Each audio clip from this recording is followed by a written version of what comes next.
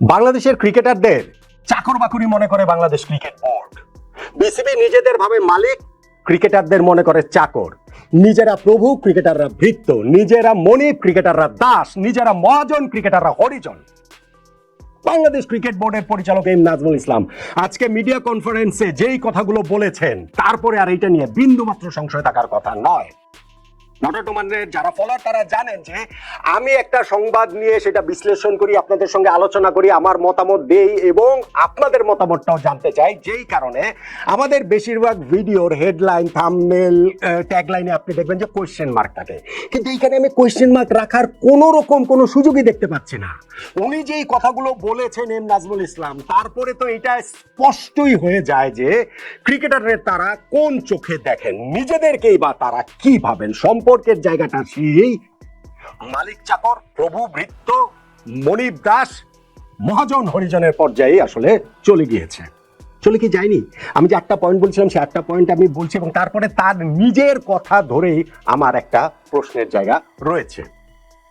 দেখুন, বাংলাদেশ ক্রিকেট এখন একটা খুবই অনিশ্চিত জায়গায় রয়েছে। টি-20 বিশ্বকাপে আমরা খেলবো কি খেলবো না সেইটা নিয়ে মহা অনিশ্চয়তা, এবং সেইখানটাতে প্রতি মুহূর্তে এই আগুনে বাতাস দেবার জন্য অনেকেই তৈরি হচ্ছে, যেটা আলটিমেটলি গিয়ে বাংলাদেশ ক্রিকেটের ভালো হবে না।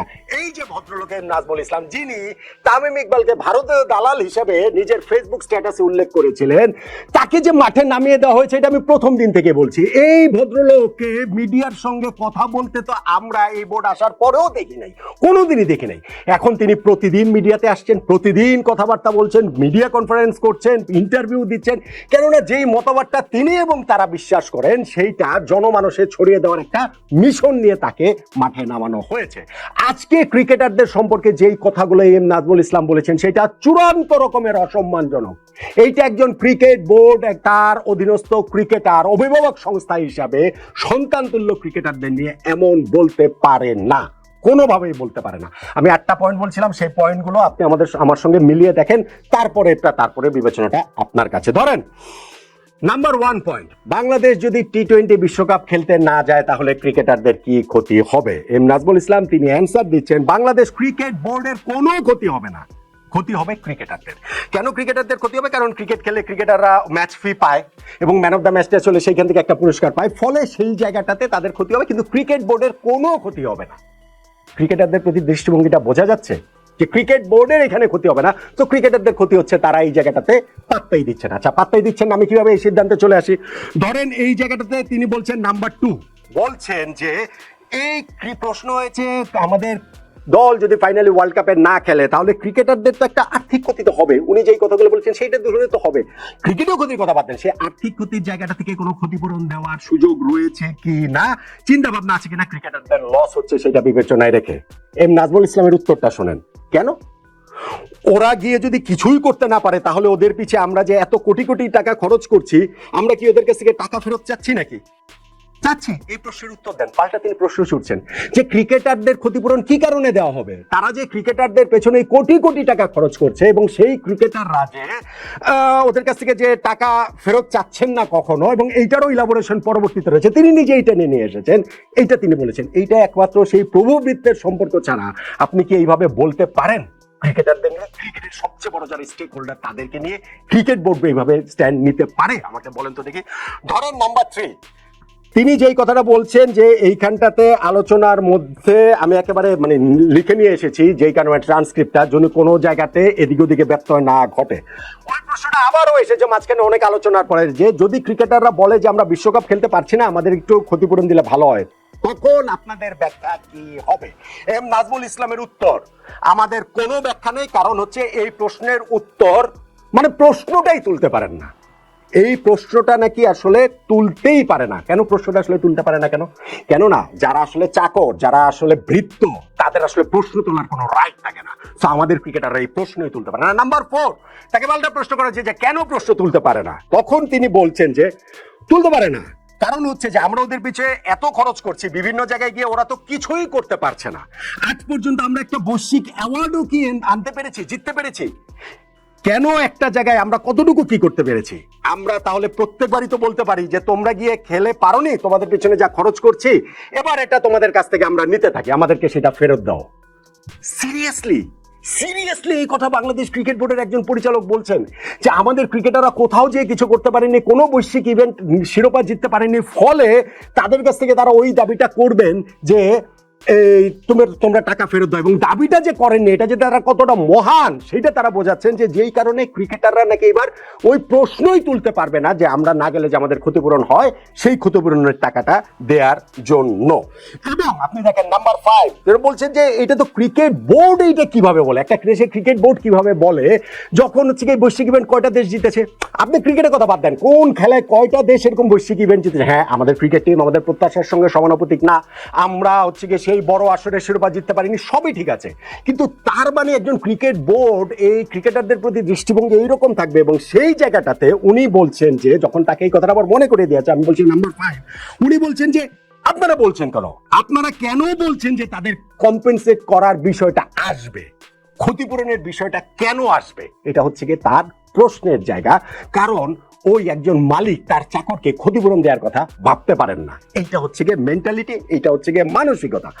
নাম্বার 6, যখন তাকে মনে করে দেওয়া হচ্ছে যে এই ক্রিকেটাররা খেলতে না যেতে পারলে তাদের ফিনান্সিয়ালি ক্ষতি হবে, তখন তার উত্তরটা হচ্ছে গিয়ে যে যেই ছেলেটা খেলতে যেতে পারে নাই সেও যে ক্ষতিগ্রস্ত হচ্ছে, যাকে টিমে সিলেক্ট করা হয় না ওয়ার্ল্ড কাপ টিমে, তো সেও তো এই দাবিটা করতে পারে। সিরিয়াসলি এই 15 জন ক্রিকেটারকে কি আপনারা দয়া করে বিশ্বকাপ টিমে নিয়েছেন? এরা প্রত্যেকে তাদের যোগ্যতা দিয়ে এসেছে। হ্যাঁ, আলোচনার জায়গা থাকতে পারে কেন একে নেওয়া হলো, কেন ওকে নেওয়া হলো না, কিন্তু ফাইনালি গিয়ে একটা প্রসেস মেনটেন করেই এই 15 জন ক্রিকেটারকে বাংলাদেশ ক্রিকেট বোর্ড সিলেক্ট করেছে ওয়ার্ল্ড কাপের জন্য। সেইখানটাতে তিনি বলছেন যে যেই ক্রিকেটার খেলতে যেতে পারেন নাই, যে 15 জনে সিলেক্ট হন নাই, তিনিও নাকি ক্ষতিপূরণ দাবি করবেন। অতএব হচ্ছে আমাদের এই ক্রিকেটারদের ক্ষতিপূরণ দেওয়ার কোনো রকম কোনো যৌক্তিকতাই তিনি দেখতে পাচ্ছেন না। এবং নাম্বার 7, যখন তাকে প্রশ্ন করা হয়েছে যে ক্রিকেটারদের এই যাওয়া না যাওয়ার বিষয়ে কি ক্রিকেটারদের সঙ্গে আলোচনা করবেন কিনা, যেই প্রশ্নটা আমি আমার প্ল্যাটফর্মে তুলেছি, এবং তিনি প্রশ্ন শেষ হওয়ার আগে উত্তর দিয়েছেন না, নিব না, ক্রিকেটারদের কোনো মতামত নিব না, কারণ এটা ক্রিকেটারদের সিদ্ধান্তের বিষয় না। বিশ্বকাপ স্কোয়াডে কাউকে জিজ্ঞেস করে স্কোয়াড তৈরি করা হয় না, যেই স্কোয়াড ফাইনাল হবে সেই স্কোয়াডই বিশ্বকাপে যাবে।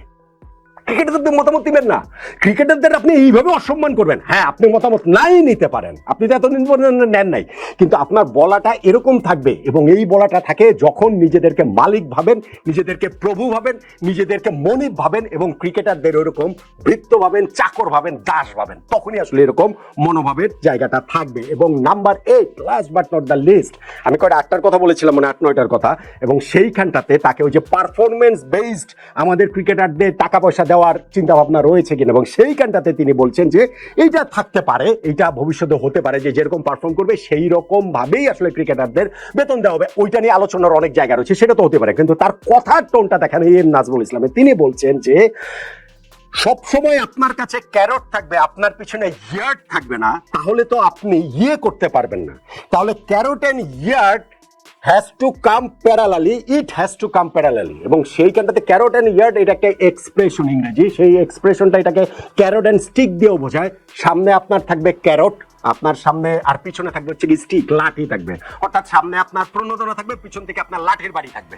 যদি আপনি সামনে ভালো করতে পারেন পুরস্কার পাবেন, নইলে পিছন থেকে আপনি লাঠির বাড়ি খাবেন। অবশ্য তিনি আবার অন্য প্রশ্নের একটা উত্তরে তিনি বলেছেন যে অ্যাজুম শব্দের অর্থ জানেন তো, মানে আমাদের সাংবাদিকদের জিজ্ঞেস করেছেন যে আমরা অ্যাজুম শব্দের অর্থটা আসলে জানি কিনা।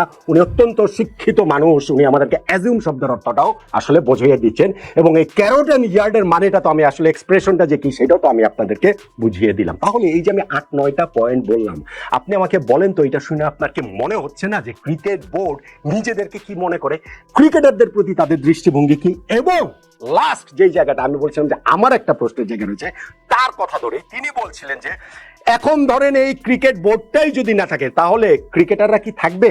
এই প্রশ্নটা উত্তর আপনি আমাকে দেন, মানে আমাদের চেয়েছেন আর কি আমাদের কাছ থেকে, যে ক্রিকেট বোর্ড না থাকলে নাকি ক্রিকেটাররা থাকবেন না। সিরিয়াসলি বাংলাদেশের ক্রিকেট বোর্ড এই এলো গেল তো কতই, আমাদের ক্রিকেটাররা নাই? আমাদের ক্রিকেটাররা কি ভেসে গেছেন? আমাদের গত এই 1-2 বছরের মধ্যে তো বোর্ড চেঞ্জ হয়েছে 3 বার। ক্রিকেটাররা কি সব নাই হয়ে গেছেন? ক্রিকেট বোর্ড না থাকা মানে কি ক্রিকেট নাই হয়ে যাওয়া? আপনারা চলে যাবেন, অন্যরা আসবে, কি যায় আসে? আপনারা নিজেদেরকে কি মনে করেন? কতটা ক্ষমতাশালী মনে করেন, কতটা প্রতাপশালী মনে করেন, কতটা নিজেদেরকে বাংলাদেশ ক্রিকেটের মালিক মনে করেন, মনিব মনে করেন, প্রভু মনে করেন, যে আমাদের ক্রিকেটারদের প্রতি আপনারা এই রকম ভাবে আপনি অসম্মানজনক কথা বলছেন। এবং এটা আপনাদের কথা রে ভাই, এই কথার দায় বাংলাদেশ ক্রিকেট বোর্ডকে নিতে হবে, এটা কোনো পার্সোনাল কথা না।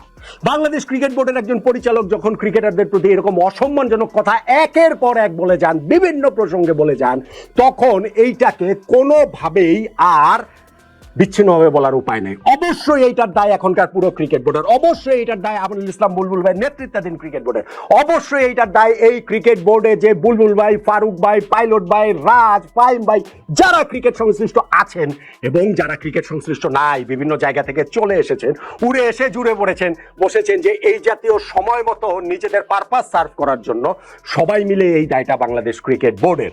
বাংলাদেশ ক্রিকেট আলোচনার অনেক জায়গা রয়েছে, টি-20 বিশ্বকাপ আমরা খেলবো না, কি হবে না, ওগুলো নিয়ে আলোচনা করবোই, করছি, কিন্তু ক্রিকেটারদের প্রতি আমাদের ক্রিকেট বোর্ডের যে দৃষ্টিভঙ্গি, ভাই আমি আমার 25 বছরের সাংবাদিকতা ক্যারিয়ারে এবং তার আগেও যতটুকু জানি, এই ক্যারিয়ারে আসার আগেও বিভিন্ন পড়াশোনা করে বা আগের দিনের যারা রয়েছেন তাদের সঙ্গে কথাবার্তা বলে, এমন অসম্মানজনক মন্তব্য ক্রিকেটারদের প্রতি কোনো ক্রিকেট বোর্ড এইভাবে থরলি, বিচ্ছিন্ন ঘটনা হয়, একটা দুইটা কমেন্টস হয়, এবং কিন্তু সেই জায়গাতে তারা স্টিক করে একের পর এক বলে যাচ্ছেন, তাহলে তো ভাই ওই জায়গাটাতেই আমাদের আবার ফেরত আসতে হয়। তাদের লক্ষ্যটা কি, তাদের উদ্দেশ্যটা কি, তারা কি কারণে মাঠে নেমেছেন?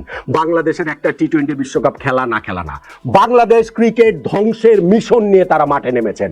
আজকে ক্রিকেট বোর্ডের এই পরিচালক যেই কথাগুলো বলেছেন, তারপরে এইটা নিয়ে কারো মধ্যে আর কোনো সংশয়ের জায়গা থাকাটা উচিত না বলে আমি অন্ততপক্ষে মনে করছি।